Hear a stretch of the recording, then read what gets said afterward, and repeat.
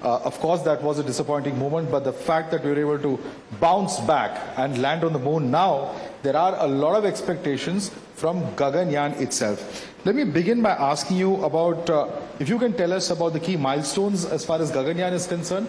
We saw the event where the Prime Minister introduced the 4 Indian astronauts who've been selected, and what is the kind of timeline that we are looking at as far as Gaganyaan is concerned? Gaganyaan, actually, originally when the plan was made, the amount of work had really been underestimated. That's what I would say. The various parts of that mission involves first upgrading our launch vehicle to be human rated, so that the failure rate, anything happens in the launch vehicle, there are safety safeguards built into the launch vehicle so that the crew is saved. So that is called the human rating of the launch vehicle. This activity has been now practically completed. The second one is the orbiting vehicle in which the astronauts have to fly should also have a crew escape system, which will ensure that by the time the launch vehicle is nearing its destination and about to release the craft into orbit, at that time, if an emergency happens, still the crew has to be recovered safely. So that crew escape system testing is right now in progress, and last year we saw the first test vehicle mission, which is one of the test vehicle demonstration, where an abort happens during the flight, how the crew can be saved. So various tests to demonstrate the crew escape system is right now in progress. And we have also progressed very well for the crew module itself and as well as the service module. Right now at the URL Satellite Center, right now the first crew module and the service module are getting integrated for the first uncrewed mission, possibly sometime later in this year. This assembly is going on. This mission, there won't be any crew, but every other system is going to be there. It is going to be a demonstration that what we have planned to do in the Gaganyaan mission is getting demonstrated. Now we'll be doing at least 2 or 3 of this kind of missions, uncrewed missions, which will happen this year as well as next year. And at the end of this, if we determine that all our new developments are complete and all the safety measures are in place, then we can think of going for the human flight towards the end of next year or early 2026. That is how it is planned. Right. I'm actually intrigued when you began your comments saying that perhaps we didn't estimate the kind of effort required, because, you know, there's been the Space Reentry Vehicle project, which was there in the mid-2000s. We have the Indian Institute of Aerospace Medicine, which has been working in this regard for decades. Would you say that this mission, when you say that it wasn't planned out or perhaps was not thought of, now the stage that we are at, are we now very clear that we are transitioning from this era of sending space vehicles and now, of course, into manned flight, from unmanned to manned? You know, that path we have set on is very clear, and how quickly will that manned mission happen is also a question on many people's minds. No, when I said that there was an underestimate, there was a plan how it was to be done when the announcement was made in 2018. And we had thought that some of the systems could be bought by us from the international market. And you call it as a fortune or a misfortune. I would prefer to call it as fortune. The people from whom we thought we could buy were not forthcoming and were not meeting our requirements. So we had to take a call of developing all of them on our own. That's why the delay has happened. Right. So right now, this Gaganyaan mission is going to be nearly 100% made in India kind of mission. And as I mentioned, the crewed mission likely to happen towards the end of next year. Right. That is the earliest it can happen. Right. One of the most challenging parts that one reads about this mission is that there has to be so much of redundancy. And you said that there has to be an escape hatch, there have to be new systems that have to be built in, whether it's power propulsion, whether it's oxygen, whether it's all sorts of systems that have to have redundancies and then more redundancies. So building that is virtually like building a new spacecraft, would you say? Yes. Yes, because it is the approach itself is different, because generally spacecraft today are being built for performance. Safety is a secondary consideration, because there is, if there is a failure, one failure, you take care of it. And if a second failure, some functionality will get lost. That is how all spacecraft are designed. But a human flight cannot go like that. You should be able to tolerate more than 2 or 3 failures and still bring back that crew safely back to Earth. So this change in the approach is what is the difference between uncrewed spacecraft and human space flight. That is what is calling for so much of additional margins building, new systems getting inducted into the craft, and a lot of testing. Right. And also in terms of Gaganyaan itself, how do you see Gaganyaan really reshaping India's space program, and how India is going to contribute to the global space exploration from here on? Actually, around the world itself, a lot of expectation is there. When our crew module, as well as our service module and our human-rated launch vehicle are, when they are going to be available. This is what everybody around the world is looking for. The reason being simple. Around the world also, particularly the US, there is a lot of interest for a commercial crewed flight, and number of companies are working. One of the main requirement of any crewed flight is that you should have a backup which does not belong to you. For example, if India is making a human-rated launch vehicle, we should have a backup from a Gaganyaan kind of crafts as potential backup for their systems. So when they build their human flights and their space station, they are looking for somebody like us to be available as their backup. That's why even in the US there is a lot of interest for us to succeed in this, and also for us being available as a backup for them. Right, and India will be one of the few countries that's actually sent a human being into space, yes, in that very small club of the great spacefaring nations of the world, and that itself would be a huge thing for India in that sense. Yes. To be recognized globally, would you say? Yes, the human space flight is a completely different class from launching satellites or launch vehicles. It is a completely different type of work, which requires much more safety, because the human space flight itself is being called a safety critical system. The most critical part of that is not performance; it is the safety. That is why, if we are able to succeed that, then in that domain, then our ability to do many other space missions are going to be very, very high. Right. And with this, we had seen, for instance, our astronauts go to the Russian training centers, have been trained there, they've come back now. In terms of our own infra, certain facilities that are already doing that, but do you see an augmentation in that regard? Yes, already in part of our campus at the URL Satellite Center, there is an astronaut training facility. Currently, that's where our astronauts are training. And a new, bigger facility is being built in the outskirts of Bangalore, near the Bangalore airport. That is also upcoming. And we are also making plans for doing a very exhaustive facility for future crewed flight, because the government of India has already announced that by 2040 India should have a man or a woman land on moon and come back safely to Earth, and by 2035 India will have its own space station with human presence. These two requirements, a large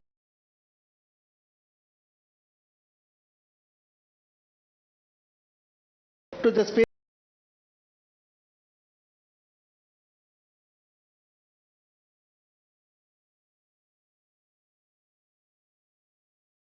need to be selected and trained. So these activities have already been taken up. A new building is coming up in the campus near airport in Bangalore. Yeah, all activities are lined up and are in progress. This is very, very interesting. A man on the moon, as you mentioned, 2040, that's going to be a very challenging one. Do you think our current technology that we have, how much of a leapfrog will it have to take to actually be able to, get a man or a woman on the moon? See, we have been doing all these technology developments independently and incrementally. Like Chandrayaan is one of them. We are also doing another mission which is likely to happen this year or early next year, which is called the Space Docking Experiment, where 2 spacecrafts are going to be put in orbit, separated by few thousand kilometers, and again make them to come together and dock. This is one technology that is required for the human being to go to moon and come back. We have developed a retro rocket which can be fired from the moon surface to come back from moon back to Earth. Like this, various aspects of, like we have to have a docking adapter. That is, through a adapter, a person should be able to go from one craft to another craft, like how it happens today in the International Space Station. This work is also going on. So we are lining up all these developments such that by 2028, there is a plan that the first module of the Indian Space Station, Bharatiya Antariksh Station, is going to be up. Many of these technologies are going to get inducted in that. From 2028 to 2040, through various other missions, all these technologies are going to be developed and demonstrated. Right. I know this is strictly security is not your area, so you're a scientist, but I have to ask you this question as a common man. With so much of human space flight happening, the question that will be on many people's minds is there a security implication to all of this? The United States already has a space command, for instance. Yes. We've seen how China famously shot down its satellite in the early 2000s. What are we looking at in terms of the security implications of a very sensitive area such as space? Though ISRO is a strictly civilian organization doing work in space in the civilian domain. Space has no such limitation. Space is around the world being considered as the fourth segment of the forces. So it is inevitable that the capabilities that are provided by the space technology will be utilized for the national defense, and that is what is happening around the world, and it will happen in India also. Right, and very ambitious projects that you're talking about. What role does political will play in terms of actually funding and aiding such massive programs for ISRO? Yeah, without the support of the government of the day, it is impossible for any long-term programs like space. The programs like space station or landing on moon or going to Mars are not going to give returns in kind immediately. The returns are going to be of a different kind. It will be a long-term benefit of multifold. So we need patience, and that patience, unless the government has the willingness to wait for the outcome, these kind of programs will not be possible to be achieved. So definitely it is without the government support and the a sustained support from the government, it is not possible to do this, which we have been getting from the government. That's why all these new programs have been announced. Right. Let me come to the area that you specialize in, sir, in satellites. Take us through the number of satellite projects that you have been part of over the years, and what is the roadmap ahead? Because there are multiple use from remote sensing to, in fact, telecom, navigation. There are so many areas where satellites have a very practical role to play in India's development. See, from the day I joined, that is October 7th, 1986, about 120 satellites I would have worked. 120 satellites? 120 satellites. Round of applause, ladies and gentlemen. 120 satellites that he's been associated with. And till I became the deputy director of the center, in fact, I used to proudly tell that there is something which I have touched on that has gone to the space. So I have worked in many of the satellites since the time I joined ISRO in 1986. We have been doing in the past, based on the directions given by our founding father, Professor Vikram Sarabhai, the space technology and its applications for the use of the common man were the driving force for all our missions. Either satellites or launch vehicle, everything were aimed at ensuring that these are application oriented and the outcome is usable by the general public. But in this start of this century, that is in the first decade, a change happened because India also economically started developing, and we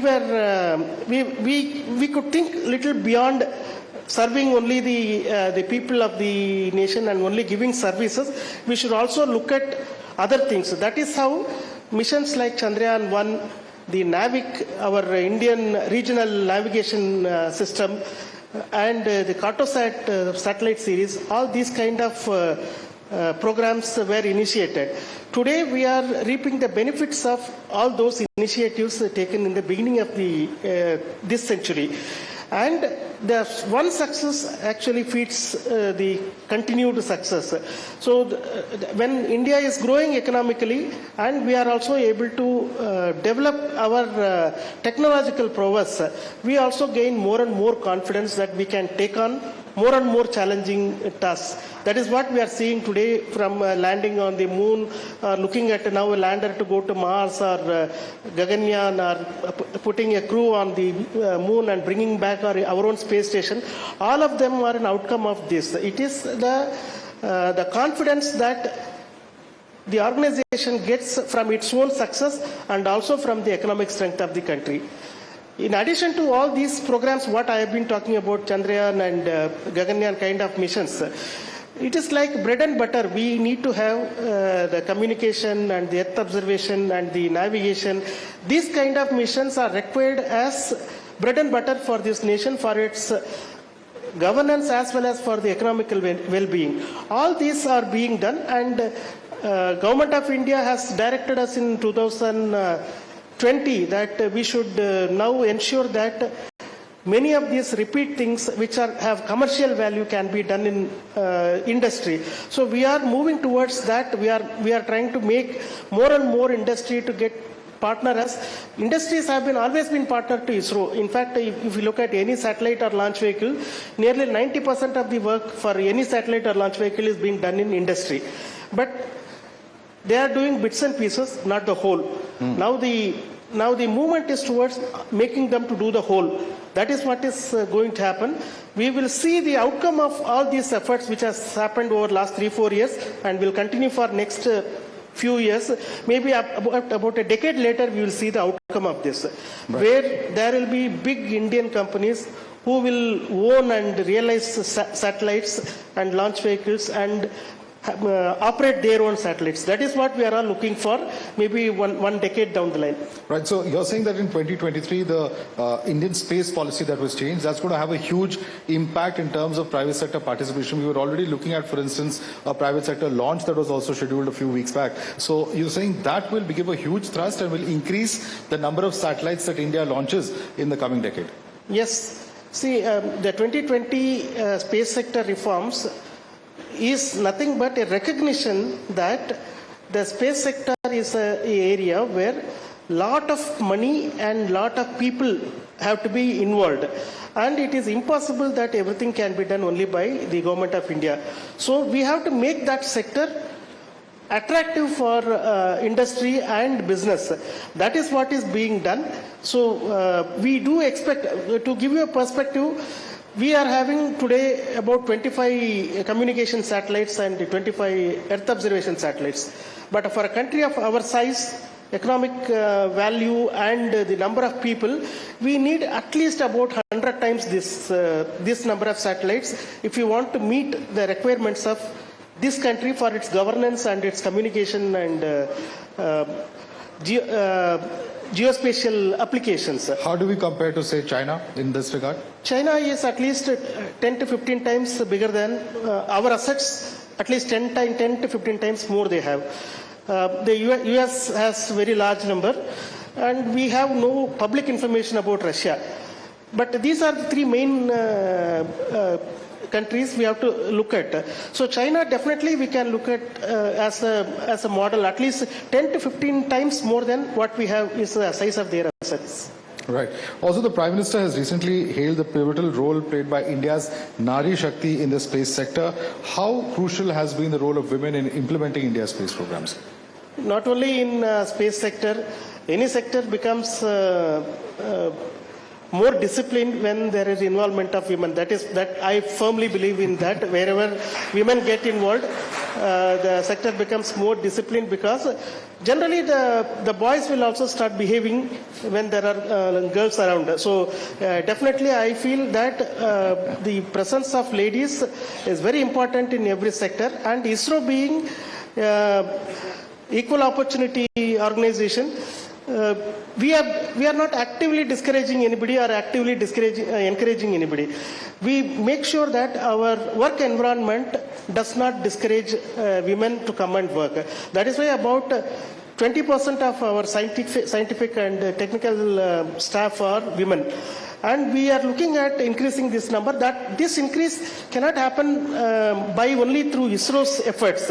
It can only happen through a general improvement in the number of women who get enrolled in engineering and science streams. If you look at the colleges where girls are, now it is changing, but the change required is that more women should get involved in other than computer science also, other streams of engineering and science. If they get involved, there is obviously going to be more pool of women engineers and scientists. Obviously, we are also going to recruit them, because at the time of recruitment, we don't distinguish between men and women. Only just it is a number of people who come in, a percentage of them are getting selected.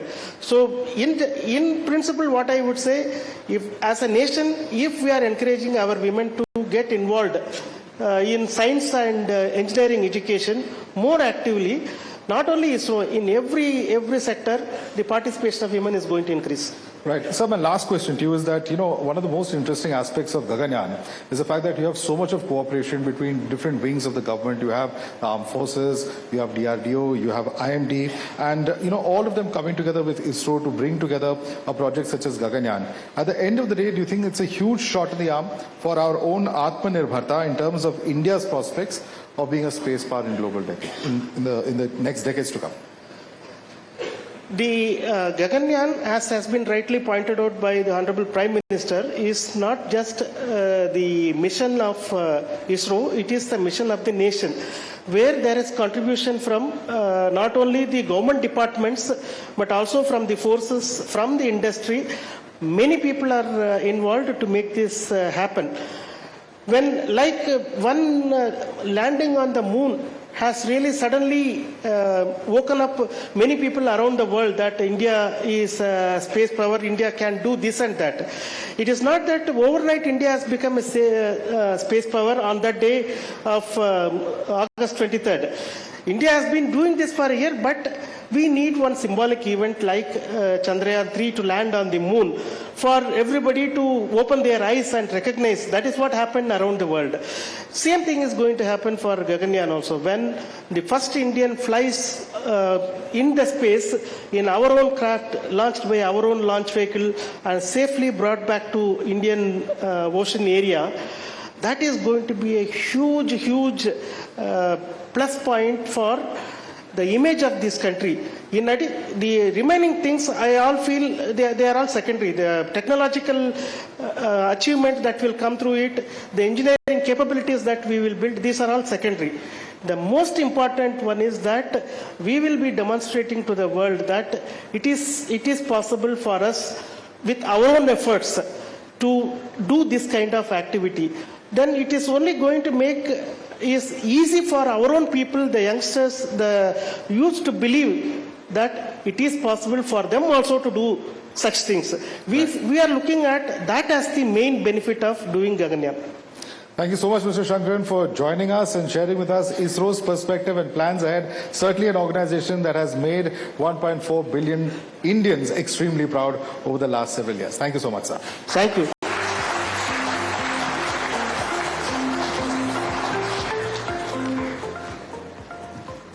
Thank you, Mr. Sankaran and Madhav, for this extremely fascinating conversation, sir. More power to you. Well, for India to be unstoppable, it is of course critical that our defense system is ready to handle any attempts by external and internal players to disrupt the way of life of the citizens itself. And as all of you know, there is a very special session which is lined up for you next. Oh yes. So over the years, ladies and gentlemen, India has taken long strides in bolstering its defense mechanism through military exercises and strategic ties with leading global nations, as well as encouraging indigenous manufacturing for the defense sector. And before we invite our next very special guest here on the dais, let's take a quick look at this AV.